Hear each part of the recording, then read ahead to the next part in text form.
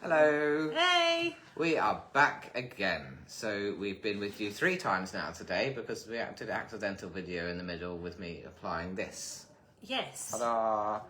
And we'll talk about what we learned about that in a minute. And we've brought Liam along here, who uses one of these. I keep pointing at my elbow now because I realise it's not in the shot. And knows a lot about this subject. So we thought, what a perfect person to sit and have a chat with us as we debrief the 2nd week of the ketogenic diet course with Wendy Budd. All right. Hey. So I've made a bunch of notes from today's session. So I'm going to grill you on those notes. Okay. Liam's going to chip in with his story and we'll go from there. Sound good? Yes. All right. So one thing, the very first thing that you said at the beginning of our session was that you make carbs yourself. You don't actually need carbs. Yes, that's Tell us right. about that. So you make carbohydrates when you need them through a process called gluconeogenesis, which is your liver basically makes carbohydrates through the adipose tissue, so through fat. Basically, you can break down fat in the liver and it will produce glucose. There you go. Who knew that? We haven't been taught that at school, have we? No. No. And then you then talked about the, God, I can't even read my own writing, how bad is that? But the essential fatty acids, the amino acids, what was it, there are 8 types or something? No, that was protein. Protein, oh God. 2 essential fatty acids, omega-3 and omega-6. Yes, what was the, because we don't often hear about omega-6, we hear about omega-3 all the time. So omega-3 is the sort of anti-inflammatory essential oil, and omega-6 is the pro-inflammatory essential fatty acid. You need both, but the Western diet is something like 15-to-1 skewed in the wrong direction. So this is why we have so much inflammatory disease in the modern world. So we've got too much 6 and not enough 3. Yeah. Yeah, okay, got it. Which is why they keep selling us these supplements for omega-3, right? Yeah, yeah. Okay. But when you looked at the, was it there were, on the fruit and veg list of, it was the animals and plants that contain all of the... That was the amino acids. Yes, so okay, getting those confused. Yeah. So they've got the amino acids, but the elephants, animals... There are eight essential amino acids. So essential means that we can't make them. You have to get them from your diet, the same as the 8... I'm doing it now. You're doing it now. The 2 essential fatty acids and the 8 aminos. Yes. Right, but the 8 aminos, this is what was really fascinating, is that there was that list of animals and vegetables, or animals and plants that you can get the whole... All 8. But there were actually no plants on the list. No, so there are... I mean, you can get all 8 from a mixture of different plants. This is why people eat beans with rice, and you will get the full 8 essential amino acids, but there isn't a plant, as far as I'm aware, that contains all 8 of the complete protein, which would be including all 8 of the essential amino acids. Even avocado? Even avocado. That's more fat than... Yeah. You're on a fat one. Yeah. Okay. Cool. So I've got a whole list of other things that we went through, but I appreciate that Liam sat in the middle of us, and I want you to contribute because you have been on a whole journey yourself around sugar. And if you don't mind me saying, you're also diabetic, correct? Diabetic, yeah. Yeah. And so just talk us through your journey because you're actually living on a ketogenic diet already. Well, when I first came to meet Wendy, just before that, I come to the realisation that being diagnosed as diabetic, it was absolutely ludicrous that when they were giving me these protein drinks because I was underweight, and they were telling me to take the protein drinks because they were bulking me up. But each of these protein drinks contained 30 grams of sugar, and I was told to drink 4 of those a day. And I just thought, well, I've come here to get healthier. Why would I be drinking so much sugar? And you questioned. I questioned why the doctor would put me on something as like a diabetic. that. Why would you have a higher sugar intake? So when I come to see Wendy, she said, well, have you ever thought about going ketogenic? And I was like, well, I don't really know what that involves. Normally, you associate diet with just losing weight. You don't really Calorie associate counting. it. Yeah, you don't really associate it with obviously being healthier. But anything, anything can make you healthier. But Don't think it's going to fix a you problem don't. of diabetes, No, right? no, you don't. No. Especially. And what type of diabetes do you have? I'm type 3C. There's 7 types. Oh, really? I didn't even know that until I was told. There's 7 types of diabetes, and mine is linked to dementia and Alzheimer's. Okay. And you were taking insulin regularly? Every day. I was injecting every day. I was extremely insulin resistant when I first started injecting. But now, since I've been keto, I've noticed that I'm slowly dropping my insulin levels, and my insulin resistance is getting less and less and less.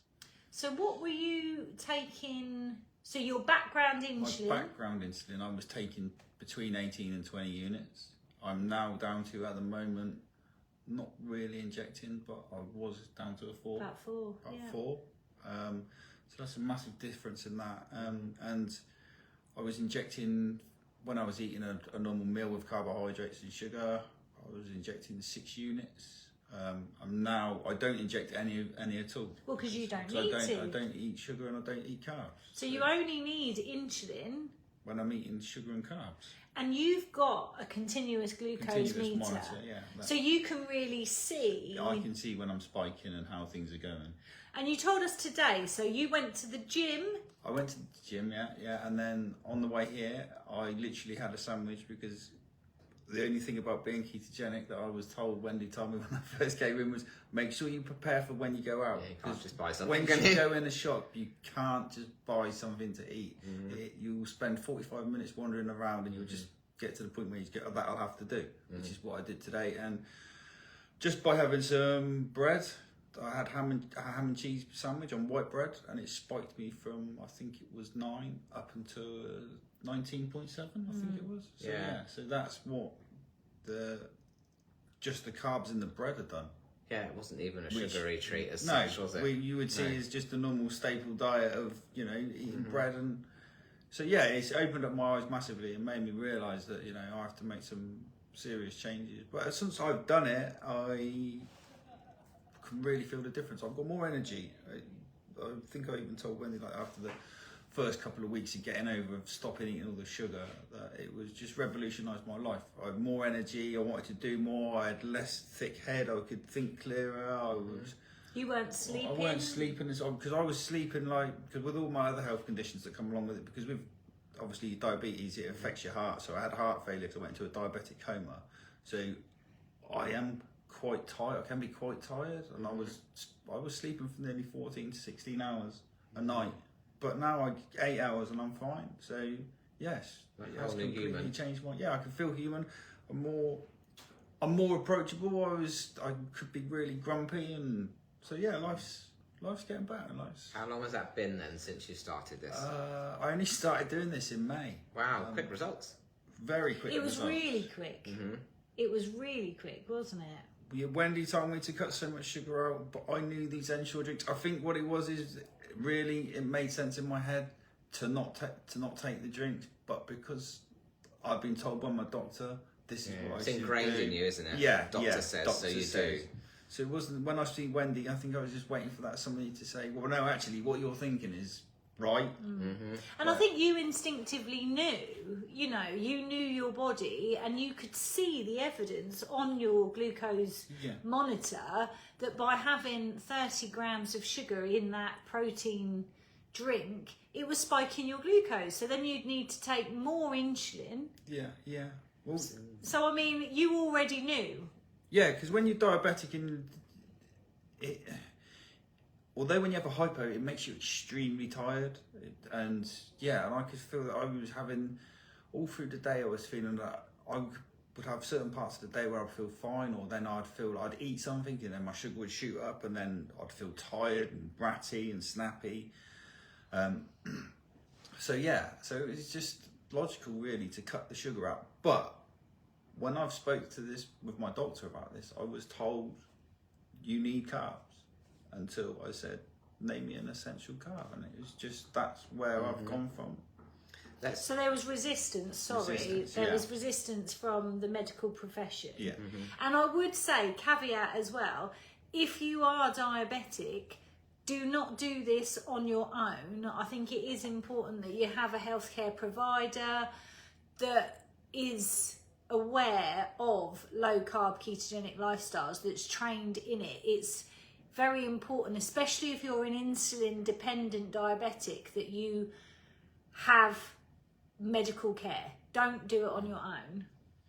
And so today you had a spike from eating a sandwich, which most people out there go, I didn't know there was sugar in a sandwich, which makes sense because we're not really taught that. But what we did learn today was how much sugar is in stuff that we would eat and use every day that we wouldn't even think about.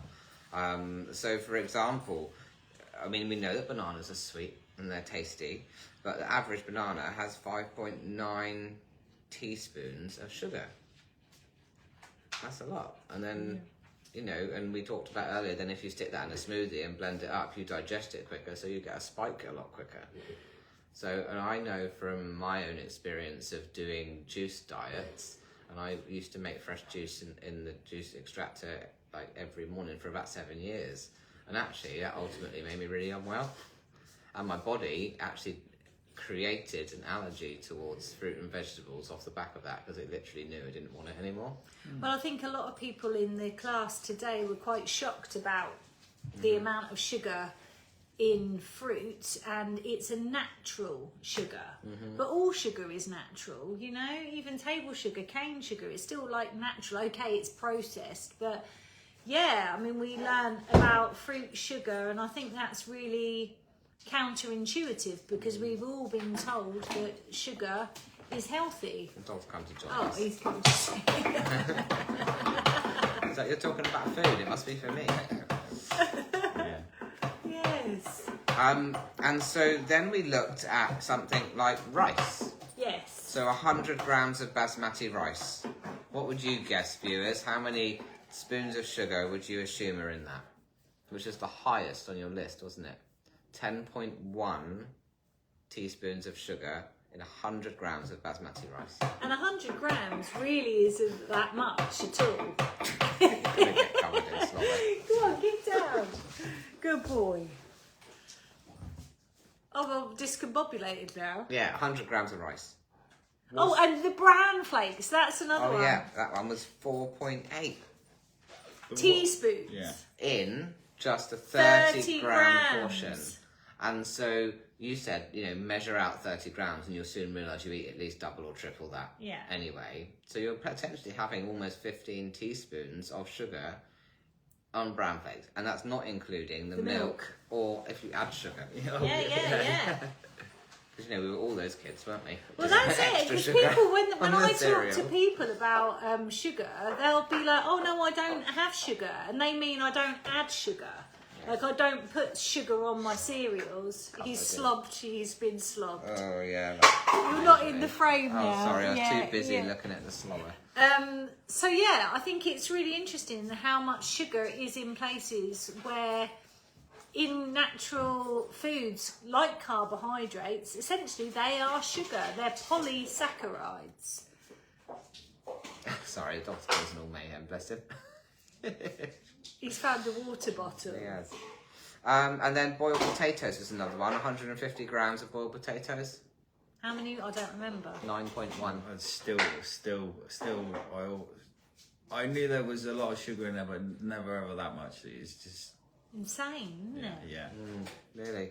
But we just don't even realise that stuff, right? And so you talked about how people always say to you, but what about oats? Or what about sourdough? What about whole grain bread?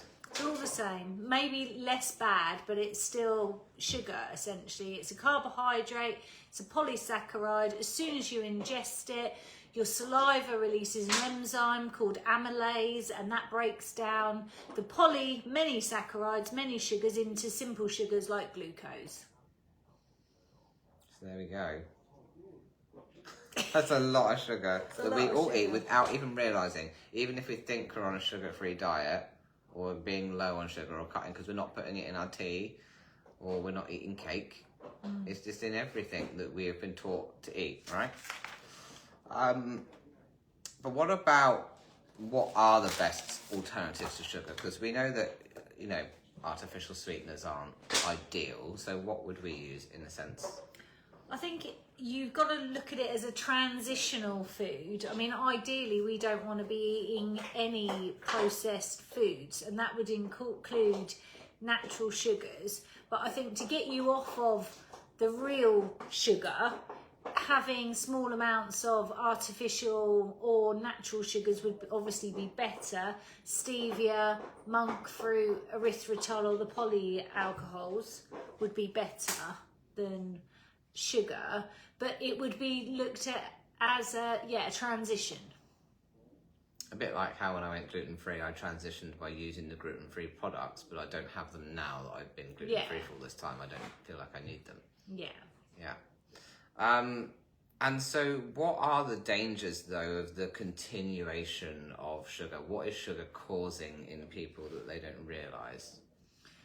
So inflammatory disease, metabolic syndrome, which can lead to type 2 diabetes, and eventually hyperinsulinemia, which causes metabolic syndrome, and that can lead to not only type 2 diabetes but other chronic inflammatory diseases, and the worst one being cancer.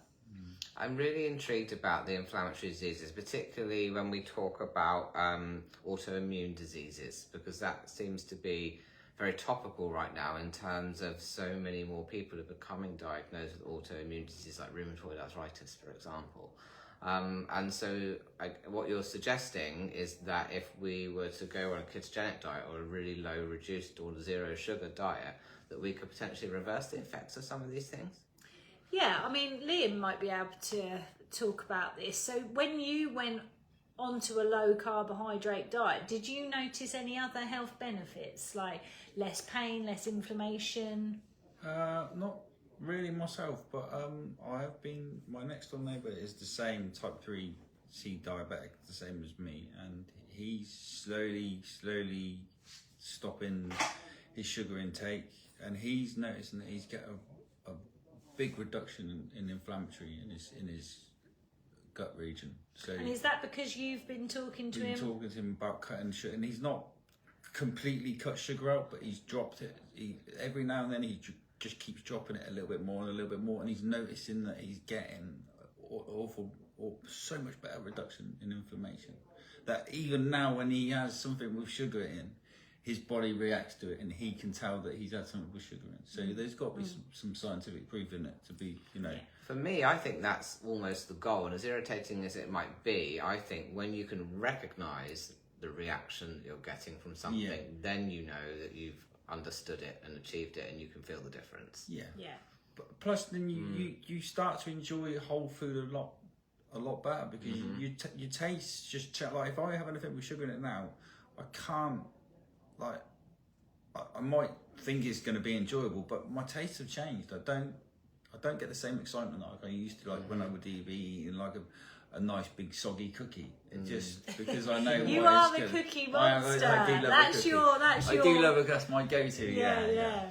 I find it really interesting when we opened those peach rings earlier, and I'm sniffing them like they're delicious, and Wendy's like, oh, chemicals, and you were kind of the same, because you've been sugar free, so you no longer smell that and think, oh, that's attractive, that's nice, that's that's making me salivate. But I'm like, yes, give me more.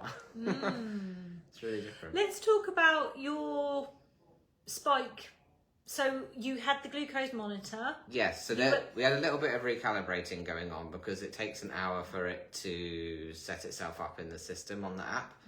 But effectively, we saw a very steep spike, didn't we, after I had those peach rings. It didn't go up massively high, but I didn't have loads, and also we wondered if I might be a bit too used to sugar. So